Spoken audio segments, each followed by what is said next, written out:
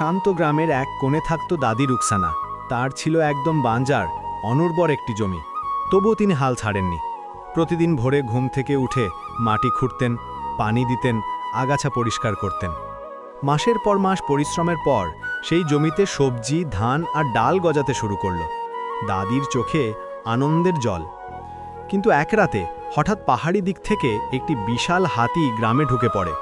ক্ষুধার্ত হাতিটি দাদির যত্নে গড়া পুরো ক্ষেত লন্ডভন্ড করে দিল। সমস্ত ফসল ভেঙে চুরমার। দাদি বসে শুধু কান্না করলেন, এতদিনের পরিশ্রম মুহূর্তে শেষ।